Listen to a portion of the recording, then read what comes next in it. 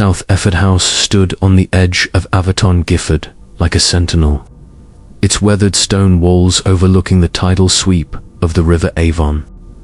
By day, the Devon sun cast dappled light through its ancient oaks, but by night, the house seemed to hold its breath, as if guarding secrets too heavy for the living to bear. The villagers whispered of 3 ghosts who haunted its halls, bound by grief, rage, or longing, and few dared to linger near its gates after dusk.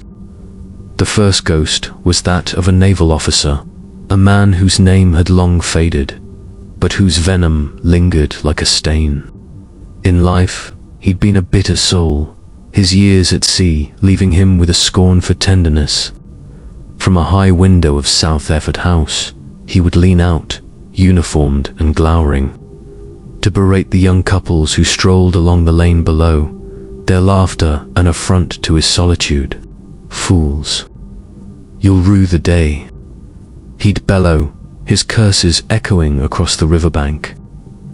When death claimed hemifever, some said, or a heart blackened by spite, he did not rest. On moonlit nights, villagers swore they saw his silhouette in that same window, his spectral voice still spitting venom at lovers passing by, as if time could not dull his disdain. More than one courtship faltered under the weight of his unseen glare, the chill of his words a warning none could ignore. The second ghost was born of despair within the house's shadowed heart. A manservant, his name lost to history, had served the estate in quieter times. But something shame, perhaps, or a master's cruelty drove him to the edge. One fateful night, he climbed the grand staircase, a hempen rope in hand, and knotted it around a stout oak beam that crossed above the steps. The creak of the rope and the snap of his neck were sounds no servant dared recall, yet the house remembered. His spirit lingered, tethered to that beam, his form a fleeting shadow at the corner of the eye.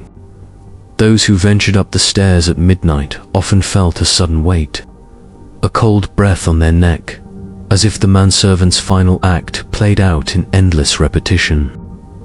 Once, a maidservant claimed to see the beam sag under an invisible burden, the air thick with the scent of dust and regret.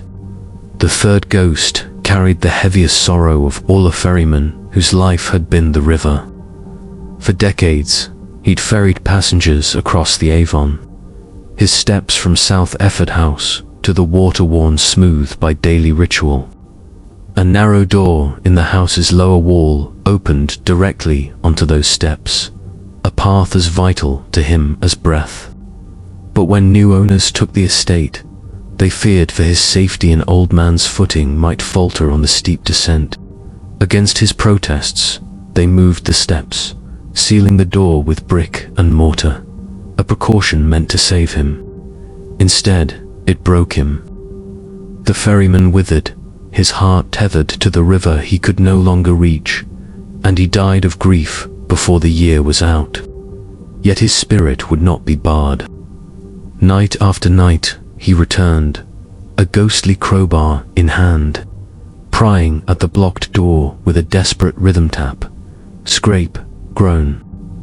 The owners awoke one morning to find a massive walnut cupboard, rising nearly to the ceiling and weighing more than 3 men could lift, inexplicably shifted 18 inches from the wall where the old door once stood.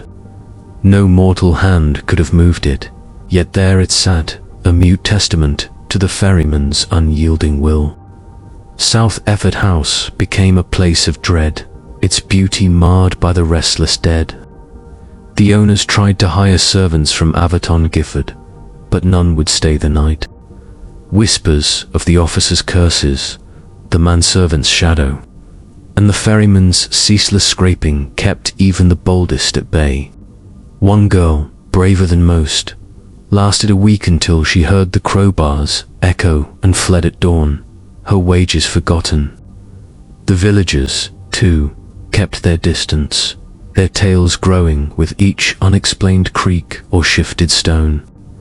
South Efford House stood, as it always had, its windows dark, its walls heavy with memory, and its three ghosts bound to their endless torments: a naval officer's rage, a manservant's despair, and a ferryman's longing for the river that called him home. Many thanks for treading this tale's dark path. If its chill gripped you, like, follow, subscribe, and comment below.